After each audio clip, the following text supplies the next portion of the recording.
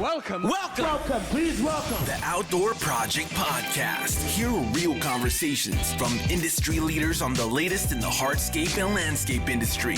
Brought to you by Sensenig's Landscape Supply. You're now streaming the Outdoor Project Podcast.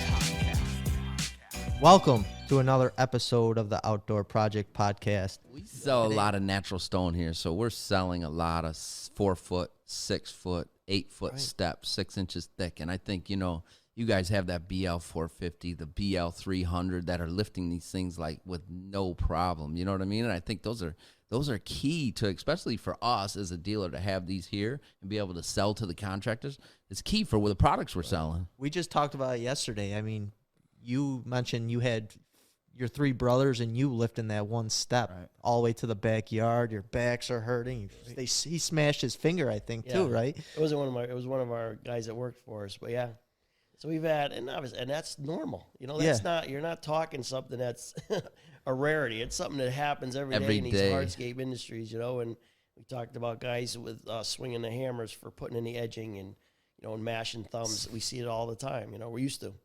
And that's why I created the bit for hitting in the spike. So there's so many things like that just being on the job day in and day out, I was able to observe and watch and just see some of the frustration in our guys and some of the struggles that they have. And Josh actually did a great video on that hammer bit where he actually cloned himself. I don't know how he did that. We got to figure out how to do that because there's a few of us we like the clones. A few of us we delete, maybe. Can you delete guys too? But we could clone some of these guys. But he actually did a video of himself hitting down one walk on the walkway hitting with a hammer.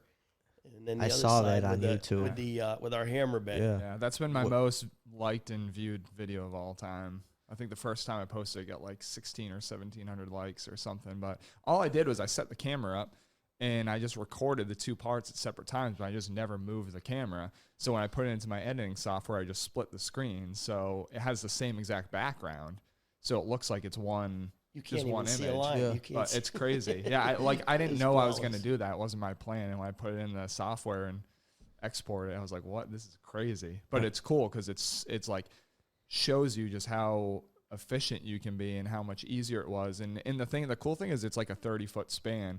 By the time I'm to the end of it with the hammer drill, I'm not even halfway with a hammer. So I'm like, imagine over a year how many, thousands linear feet of edging you do. Like that's going to be a huge time saver. Yeah.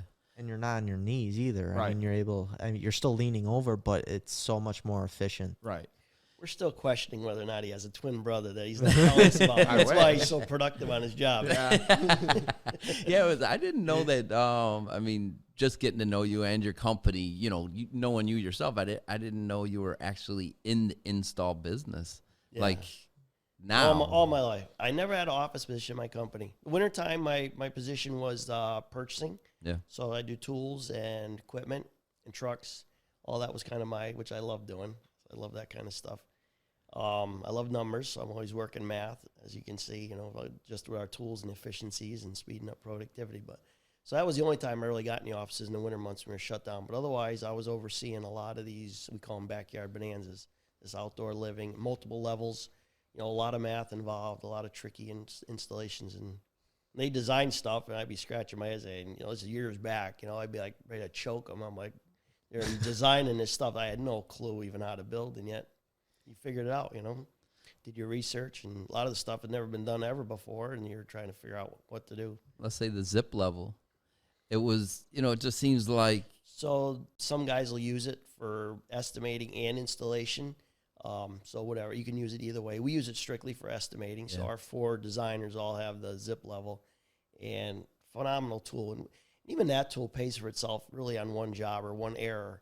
If you're going to do a backyard set of stairs, if you have a drive under garage and you're trying to do a back set of stairs, and we'd always be looking at the siding and measuring down with our tape measures, and it's easy to get off one step tread or 2 step treads.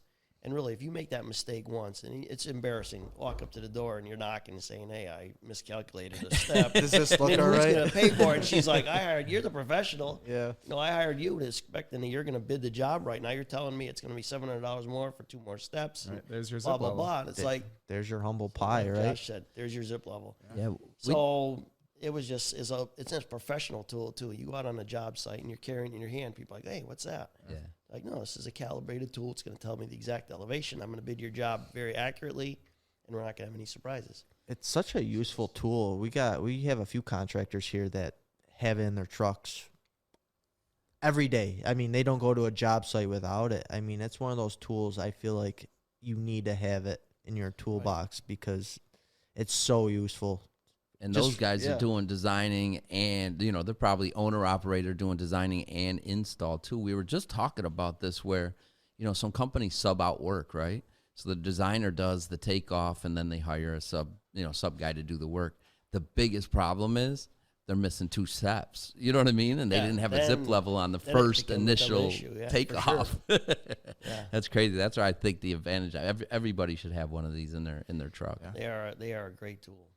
Yep. I mean, it kind of takes the place of a Transit. I mean, right. And it's smaller. It's more compact. It is compact. You don't have to worry about setting up your Transit. You don't have to worry about having a long storyboard, especially if you got real large height difference. Right. You know, if you're going down, say you got a lakefront property and you want to build a set of stairs down to the lake, that'll do 40 feet in elevation.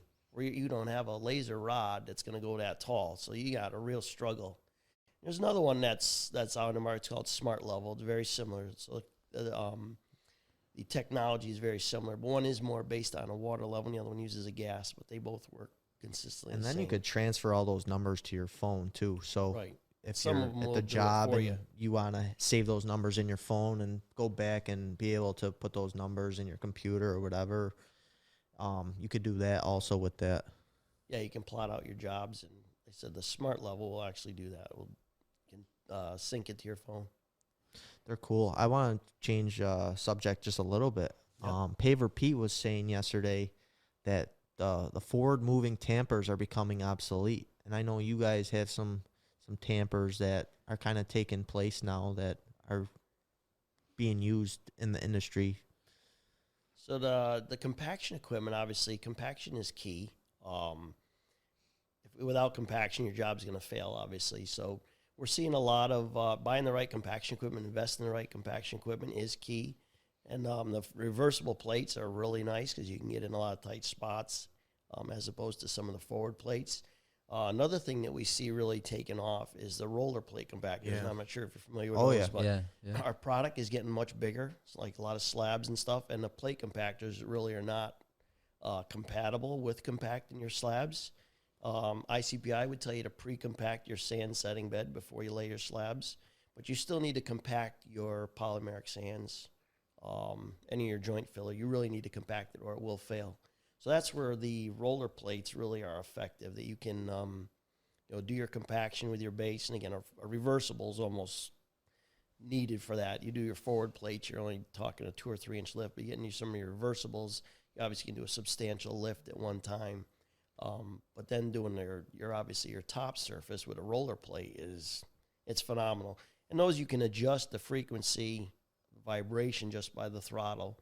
So you can idle it way down if you're really concerned about cracking something. But at least you're vibrating, compacting that slab, so you can compact your poly joint. What are those roller compactors really going for price wise? So they're about $3,300 they start at. Yep, there's some show specials right now till the end of March. If anybody's interested, now is a good time to buy. Yeah, we always had kind of a pushback on those because, they invested in Tampers, and now they have to invest in a roller tamper. It's 2 separate Tampers. They're heavy. They're just that one-trick pony. That means that's all they're good for. I'll tell you, we rented them here, and once they tried them, they bought them. Yeah, once you try, you buy. It's almost like a necessity. Again, we sell a lot of natural stone with pattern cut that goes up to a 36 by 36. And they're complaining, they're tamping them and breaking pieces, then having to go back and replace the pieces. Oh. You can't. So you think about all the time you've done that and just add it up again. It's worth it. Yeah. So realistically, you could sell your smaller forward plates. You could have a decent size reversible and a roller plate.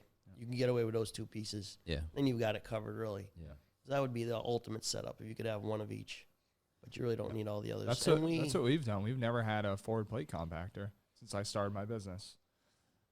There's no need for it. Which is wise. Yeah. Do you have a rammer, Josh, or no?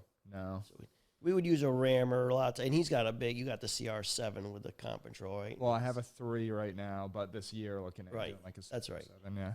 But so rammers obviously is nice for doing like your edges. Like anytime you're doing a cut, and obviously we always base out a foot beyond all our edges. But then we'll take that rammer and we'll really ram our base material out into that outside edge. That's usually going to be their biggest area of failure. The jumping jack? Yeah. Okay, yeah. So we'll do that on all our edges. And there's stuff like go underneath a deck or something. Sometimes you can't get underneath with a plate compactor. So you can hold them on an angle and really ram, on an angle like that. Yeah, what was Paver Pete talking? What item was that he was talking about yesterday? Which tamper was that? It was kind of the smallest one of them all. Talking about the smallest one, which you could do. Yeah, you can do your top, your pavers. You can do your base also with that. Yeah. So that would be a one and done type, but you're still not going to do your larger slabs. Right. I think that's where that roller tamper is huge in this industry right now. Definitely. And I know the industry's starting to lead towards dustless. I mean, that's a huge issue right now. You guys got some stuff to... So we do, and we've had really good results. We sell the IQ power saw. And again, I do a lot of research, so I don't sell anything I don't believe in. But the IQ power saw, they started out with their smaller unit, the 360, which is a small compact unit. And again, it wasn't great for big slabs and stuff. You had small pavers.